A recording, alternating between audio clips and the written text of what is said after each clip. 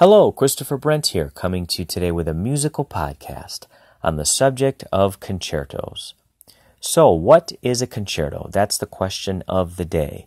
Maybe you are a classical music fan, a classical music aficionado, or maybe you study an instrument and you want to get a little bit more information on what a concerto is. So, let's break this down and talk about it a little bit. I am a piano teacher, a music educator, and a pianist from Michigan here in the United States, so naturally I will be a little bit more biased towards piano concertos. So let's get into this and talk about it. First, let's define what a concerto is. A concerto is basically a composition for a solo instrument accompanied by an orchestra or a large ensemble. So if you have a piano concerto, you would have a piano accompanied by a large orchestra or an ensemble. So if you have a violin concerto, you would have a violin accompanied by an orchestra. If you have a trumpet concerto, then you would have the solo trumpet accompanied by a large orchestra. So you can have any instrument as the solo instrument. You could have a marimba concerto. You could have a clarinet concerto, you could have a bassoon concerto, you could have a tuba concerto, whatever it may be. And many of the great composers have written concertos for basically all of the instruments of the orchestra and even beyond that. So it's a big part of classical music, and whenever you go to see a major orchestra or even a community orchestra, at some point in the concert schedule throughout the concert season, you're going to see many concerts with concertos on the program, and audiences love watching a concerto because it is exciting to see the soloist play that solo instrument in such a virtuosic manner, right? Often that's the case, especially in the Romantic era. The soloist playing the piano solo or the violin solo, whatever the concerto is for, that part is usually going to be difficult to play. So, for instance, in the piano literature, if you see someone play a Rachmaninoff concerto, the piano part, a Rachmaninoff piano concerto, right? The piano part is going to be very, very, very difficult, and it's often memorized.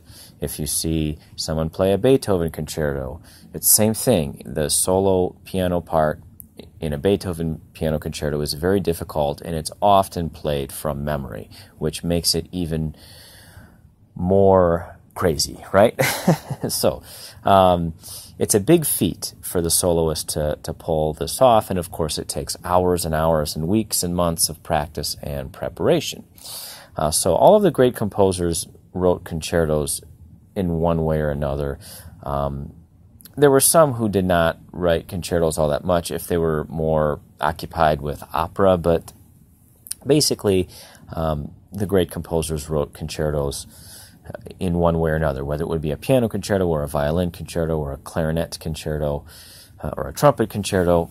It is a very common thing. So basically the history kind of goes like this. In the Baroque period, the concerto was usually for multiple instruments. You didn't have just one soloist, you had a group of soloists, often 3 or 4 soloists. So it was more of a group concept. And that eventually developed where there was just one solo instrument accompanied by the orchestra, and that started to take place more in the classical period and beyond. So Mozart wrote 27 piano concertos that are very, very well known and are performed all the time throughout the world. So the Mozart piano concertos are big. He wrote 5 violin concertos that are often performed as well, and a clarinet concerto, and so forth, right? And Beethoven, same thing, and then you have composers into the Romantic period writing concertos as well. And it's certainly an enjoyable thing to listen to, and it's enjoyable to perform these works, believe it or not, with the stress level that can come with a performer having to pull off this incredible feat. So the concertos of the Romantic period are often very popular with audiences because of the difficult nature of the solo part, especially in the Russian composers like Tchaikovsky and Rachmaninoff, but also Brahms and Liszt. The concertos are very difficult, and they're beautiful works and everything. And of course, into the 20th century, we have concertos by Ravel and Bartok, piano concertos that I'm thinking of that are just amazing works, and audiences just love them for their sound, and just to watch the experience of a soloist pulling this off is really an incredible feat. That if you really look at a piano soloist playing a work from memory of a virtuosic nature like this, it's like the nervous system is just going crazy. Just the focus and the skill that's involved is absolutely incredible. It's a feat.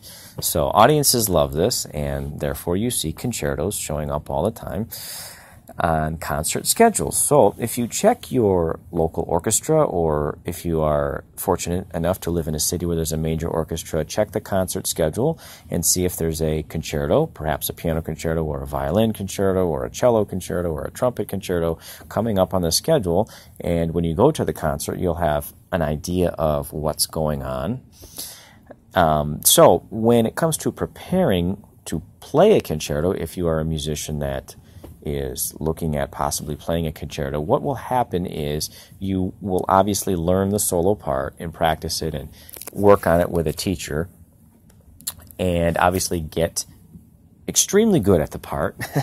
And then you will often rehearse that solo part with the orchestra part reduced to a second piano.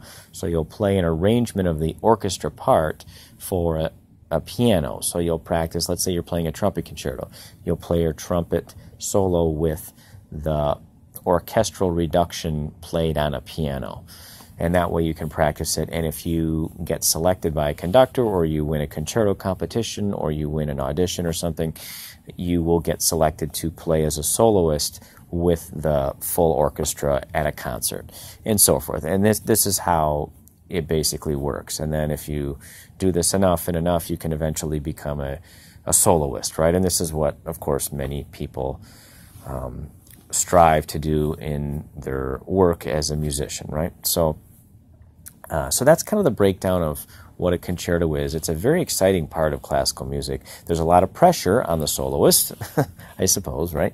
But the soloist is going to be prepared and has worked out the part and has maybe won a competition, or has a lot of experience playing many concertos before, and therefore I suppose that helps when it comes to the pressure, right? So, but it's not easy because the soloist has to line up the part with the orchestra. So, and the conductor has to conduct the orchestra while the soloist is playing the solo part. And the conductor and the soloist have to be on the same page. So if you're playing a piano concerto, your tempo has to be basically in line with whatever the conductor is thinking. So there's a lot of teamwork here.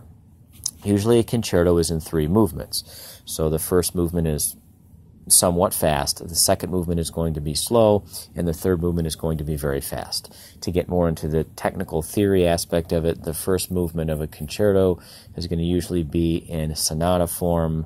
We have the second movement, which is going to be basically a slow lyrical concept, and then the third movement is usually in a rondo form, especially in the classical and early romantic periods. So you're going to have this 3-movement concept going into the totality of the concerto, and you have to be able to keep time and stay together with the orchestra, and that's just another exciting element that's there.